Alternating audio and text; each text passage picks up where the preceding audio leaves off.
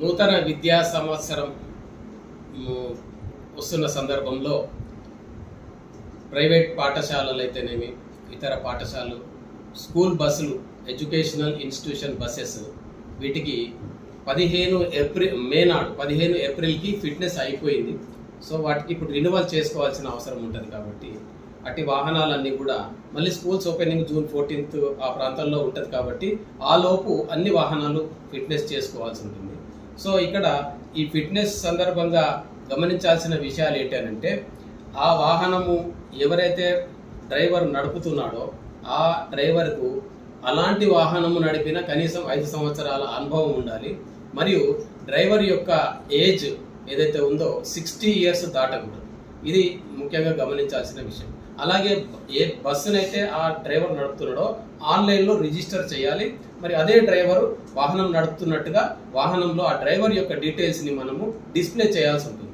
దాంతో పాటుగా route map కూడా పెట్టాల్సి ఉంటుంది. ఏ రూట్లో వెళ్తుంది ఈ బస్ అనేది. అలాగే దానికి పేరెంట్స్ కమిటీకి సంబంధించిన డీటెయిల్స్, కంప్లైంట్ బుక్ ఉండాలి. ఇది ఒకటి. తర్వాత వాహనం యొక్క కండిషన్ పరంగా మనం చూసినట్లయితే వాటికి చుట్టుపక్కల ఆ స్కూల్ యొక్క వివరాలు రాసి ఉండాలి. ఒక పాప బాబు వాళ్ళు స్కూల్ బస్సులను ఐడెంటిఫై చేయడానికి వాటి 420 mm మించకుండా వాటి యొక్క పిక్చర్స్, ఫోటోగ్రాఫ్స్ డిపిక్ట్ చేయాలి.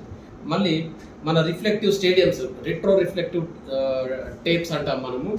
వాహనానికి ముందు సైడ్ అయితే 50 mm వైట్ స్ట్రిప్, సైడ్లలో ఎల్లో కలర్, వెనకాల రెడ్ కలర్, ఈ రిట్రో రిఫ్లెక్టివ్ టేప్స్ తప్పనిసరిగా ఉండాలి. అలాగే స్కూల్ బస్సులకైతే పిల్లలు బోర్డింగ్ వాళ్ళు పైకి ఎక్కడం దిగడం ఈజీగా ఉండే విధంగా 325 mm 325 mm గ్రౌండ్ లెవెల్ నుంచి 325 mmకి ఒక స్టెప్ ఉండాలి. అలాగే హ్యాండ్ గ్రాబ్ రైల్స్ బస్సుకి మనకి ఈజీగా వాళ్ళకి పట్టుకొని ఎక్కే విధంగా ఉండాలి. ఇది ఉండేటట్టుగా చూసుకోవాలి. సైడ్ రైలింగ్ కూడా 2 రాడ్లకు తక్కువ కాకుండా అన్ని చుట్టూ గ్లాసెస్కి వాటికి ఉండాలి. అలాగే హారిజాంటల్ గ్రిల్స్ అంటాం మనము.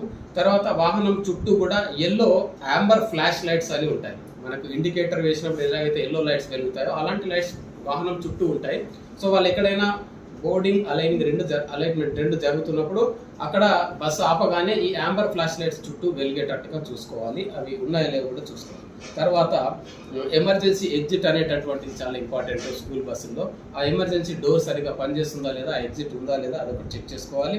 తర్వాత ఏదైతే డోర్ ఉంటుందో మెయిన్ డోర్, అది దానికి సేఫ్టీ లాకింగ్ సిస్టమ్ అనేటటువంటిది ఉండాలి. పిల్లలు ఈజీగా దిగకుండా ఎక్కకుండా. మళ్ళీ తర్వాత హ్యాండ్ అండ్ పార్కింగ్ బ్రేక్ ఏదైతే ఉంటుందో పార్కింగ్ బ్రేక్ అనేది కూడా వాహనంలో తప్పనిసరి పనిచేస్తూ ఉండాలి.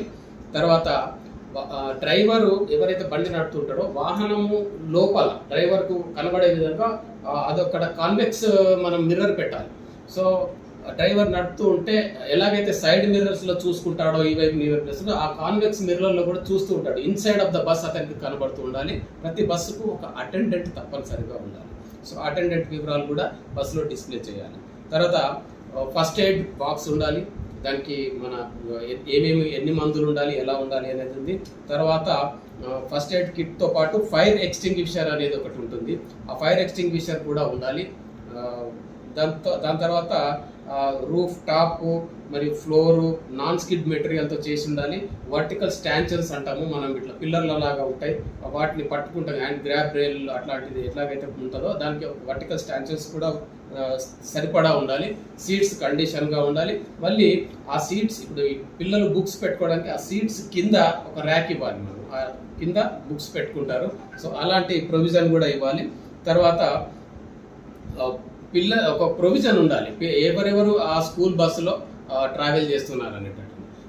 ప్లస్ పేరెంట్స్ కమిటీ అనేది ఒక కమిటీలో ఆ కమిటీకి ఒక నామినేట్ చేస్తూ ఒక పేరెంట్తో తనిఖీ చేయించాలి బస్సుని ప్రతి నెల 2 నెలలు 3 నెలలకు ఒకసారి చొప్పున.